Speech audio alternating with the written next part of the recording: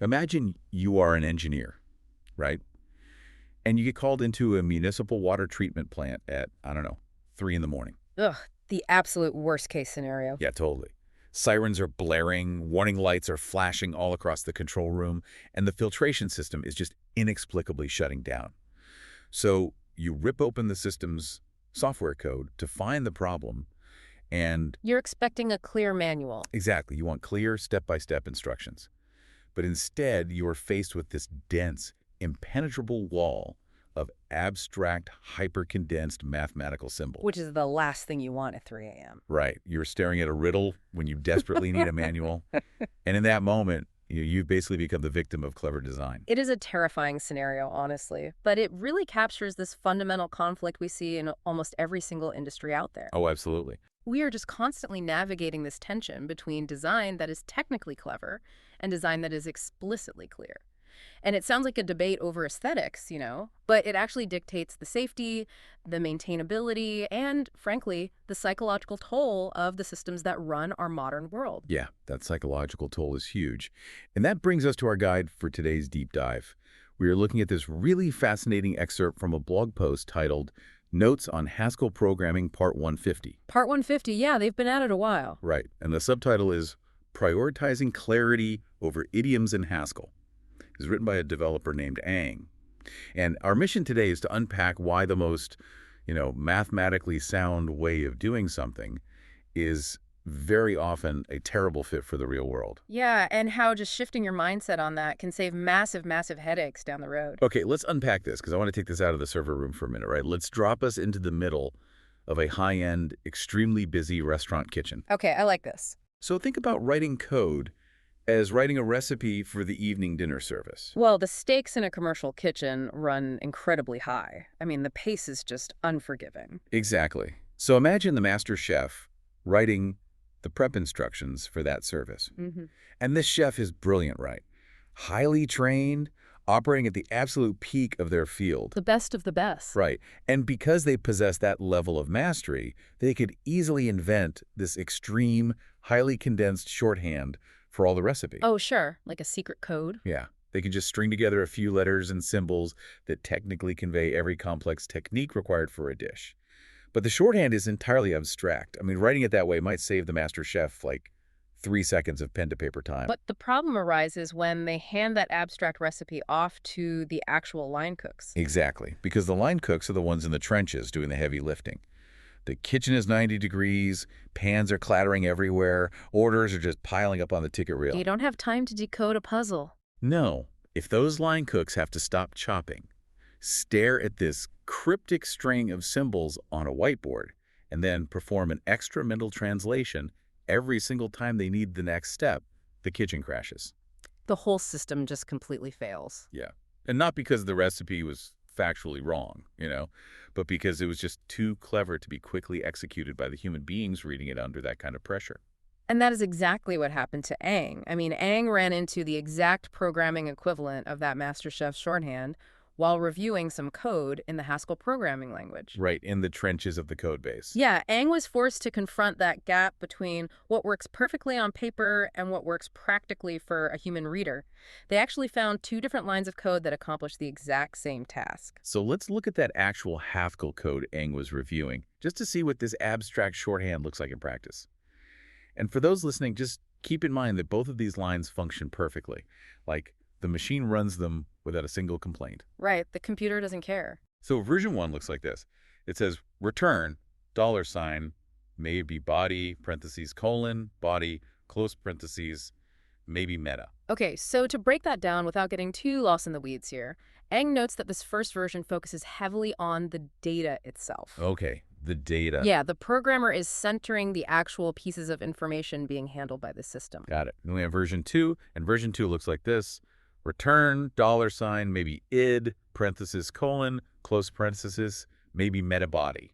So Ang points out that this second version focuses on the function rather than the data. And crucially, Ang highlights that version 2 is considered the more idiomatic way to write Haskell. Idiomatic, okay. Let's define that for a second. Yeah, idiomatic is a really vital word here. It basically means this is the culturally accepted preferred style among fluent Haskell developers. Like the insider way of doing it. Exactly. It's the hallmark of a seasoned professional in that specific language community. But wait, this is where I actually have to push back on Ang's complaint a little bit. Okay, let's hear it. Because if both of these versions function perfectly, right, and the second one is the widely accepted professional standard, why shouldn't a developer write it that way?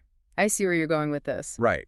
Because if I'm a professional mathematician, I don't write out the words 2 + 2 = 4 in full English sentences. I use the mathematical symbols. Sure, you use the shorthand. Yeah, if I'm an expert, I use the shorthand, designed for experts. Yeah. So why shouldn't a seasoned programmer use the most advanced idiomatic tools their language offers? Isn't Ang just, I don't know, annoyed because the popular style doesn't match their personal preference? See, what's fascinating here is that Ang pushes way past just personal preference. They isolate a very specific psychological cost, which is cognitive load. Cognitive load of it. Yeah, because when a mathematician uses a plus sign, that symbol has a singular, universally unambiguous meaning. Everyone knows what a plus sign means. Right, it's baked into our brains. But in idiomatic programming, developers are often combining these complex, highly abstracted functions in novel, custom ways. So Ang realized that reading that idiomatic line requires the reader to perform that extra mental translation we talked about. Just like the line cooks staring at the whiteboard in the hot kitchen. Exactly. It introduces severe friction. You have to remember, a software developer doesn't just read one line of code in isolation. No, they're looking at thousands. Thousands of lines. They are usually hunting for a mug. They are holding this massive, fragile web of context in their working memory. So every single time they hit a dense, abstracted idiom, they have to hit the brakes. Oh, man. Yeah, they have to hold all that broader context in their head while simultaneously mentally unpacking the compressed logic of that one specific line. So it just rapidly drains their cognitive battery. Exactly. And a drained cognitive battery dramatically increases the risk of human error. Well, if it drains the battery and causes all this friction, we really have to ask why developers are drawn to writing it this way in the first place. Oh, right? absolutely. And Ang actually brings up a couple of specific concepts to explain this. The point-free function and partial application. And we definitely need to translate those for the listener. Like, what actually makes this code a symbolic shorthand? Let's crack up in the mechanics here. Okay, let's tackle the point-free function first, because in standard everyday programming, when you create a function, you explicitly name the data it is going to work on. Right, you give it a label. Yeah, those named pieces of data are the points. So you might write code that says, take an item named X and add one to item X. Simple enough. But point-free programming eliminates the X entirely. You don't name the data at all, you just declare the operations themselves and string them together. So it is somewhat like a factory assembly line. Yes. Like, you don't need a giant neon sign at every single conveyor belt station saying, this machine is currently stamping the metal car door. Right, because the fact that it is a car door is completely implied by the flow of the factory. You just program the machines to say, stamp it, paint it, dry it. And you just assume whatever comes down the belt gets processed. that is a perfect visualization. The data simply flows invisibly through this pipeline of functions. Okay, so that's point-free. What about the other one? Right, partial application. So imagine a function in your code requires 3 different ingredients to operate. In Haskell, you actually have the ability to hand that function just 2 ingredients right now. Wait, really? Does it just break? No, instead of crashing and demanding the 3rd ingredient, the program returns a brand new customized function that is just hovering there, waiting for the final ingredient to arrive. Wow. Okay. So it is like a machine paused mid-cycle, just holding on to the pieces it has. Exactly. So when you combine point-free style, where you aren't naming the data, with partial application, where you are creating these floating, half-fed functions, you end up with code that is incredibly dense. I can imagine. You are essentially manipulating the machines on the assembly line to build other machines without ever explicitly tracking the physical car door moving between them. That sounds incredibly complicated to read. It is, but Ang describes this resulting idiomatic approach as being deeply mathematically sound. See, here's where it gets really interesting to me. Because I can completely see how seductive that mathematical soundness is, you know. Oh, totally. It feels like an intellectual flex. Like, it operates on the same psychological level as throwing around dense academic jargon or having this deeply layered inside joke. Yeah, it shows you're part of the in-group. Exactly. When you are the one writing it, you feel like an absolute genius. You are proving your fluency. You're proving you belong in the club because you managed to compress like an entire paragraph of logic into a dozen abstract characters. It is theoretically elegant. I mean, it strips away all the redundant variables and leaves behind only pure logic. But the downside is you also strip away all the context for anyone who isn't living inside your head at that exact moment. Yes, you build a brick wall. Right. You build a wall for the next person trying to read it. And the brutal irony is that the person you alienate is often yourself. Oh, that happens all the time. Like, you write this hyper-condensed, mathematically flawless masterpiece on a Tuesday. 6 months later, the system breaks. You open your own file, you look at that dense pipeline of point-free partial applications, and you have absolutely no idea what you built. None. You have locked yourself out of your own creation because you prioritized cleverness over clarity. Which brings us to the cure, right? Mm-hmm. Because if this idiomatic shorthand is a cognitive trap, how does Ang suggest we escape it? Yes. What's a fix? Ang decides to rewrite the code entirely, just abandoning the symbolic shorthand to make the logic, in Ang's own words, explicitly obvious. Explicitly obvious. I like that. So, to understand the rewrite, we first have to understand the specific mechanism Ang is dealing with. The code revolves around handling something called maybe meta. Right. And we really to explain the concept of maybe in this context, because it is brilliant, but it's a little tricky if you haven't seen it. The maybe concept is foundational here.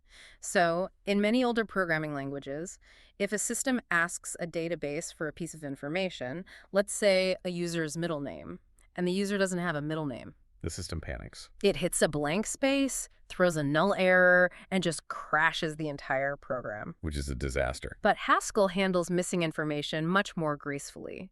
It places the requested data inside this protective conceptual box called a maybe. Okay, protective box. I could picture that. Yeah. And inside that box, there are only two possible realities. Either the box is completely empty, which the language literally calls nothing. Nothing. Okay. Or the box actually contains the data, which the language calls just. So if the data is there, it is labeled just meta. Oh, wow. That makes Ang's proposed rewrite makes so much more sense. Right. Because instead of keeping the logic hidden inside a single dense line of point-free shorthand, Ang breaks it open using what is called a case statement. It literally physically stacks the code vertically on the screen. So what does that look like? It looks like this. It says, case may be meta of, and then on the next line, nothing arrow return body. And on the next line, just meta arrow return parenthesis, meta colon body parenthesis. Okay, so we are drastically sacrificing brevity here. Big time. This takes up 3 lines instead of 1, and it uses plain words instead of just symbols. But we are deliberately sacrificing that mathematical brevity to achieve absolute visual clarity. Ang is basically forcibly opening the maybe box right there on the screen for the reader to see. Yeah. The case statement eliminates the mental translation step completely. The code literally reads, look at the box called maybe meta. In the case that it is empty, meaning nothing, just return the main body of the document. In the case that it holds data, meaning just meta, attach that metadata to the body and return them together. The logic isn't implied by an invisible assembly line anymore. It is laid out flat on the table. If A, do this. If B, do that. Exactly. It creates this visual structure that the human eye can parse almost instantaneously. So a developer stumbling across this at 3 a.m. doesn't have to decode a pipeline of partial applications. No, they just read the explicit instructions. So Ang realizes that spelling out the logic is far superior to using the clever idiom, even if it feels, less advanced. Less cool, yeah. But what elevates this excerpt from a niche programming debate to a universal rule of design is where Ang takes it next. They zoom way out and connect this realization to a completely different programming language called Ada. The comparison to Ada really grounds this entire debate in reality, because Ada is a language built with an uncompromising fundamental philosophy. Where did it come from? It was originally developed largely for the U.S. Department of Defense. Oh, wow. Go. So when you were writing software for aviation systems or missile guidance or railway signaling, you literally cannot afford to be clever. No, the stakes are way too high. Ada prioritizes reliability, maintainability, and safety above all else. And its foundational assumption, the rule that drives its entire design, is the exact point Ang emphasizes. Code is read significantly more often than it is written. Code is read significantly more often than it is written. Code is read significantly more often than it is written. That is such a powerful phrase. Because you might spend, say, a week writing a specific module for a system. But over the next 20 years, 40 different engineers might have to read that exact same module to integrate a new sensor, or patch a security vulnerability, or audit the system after a failure. Right. The act of writing is a momentary, isolated event.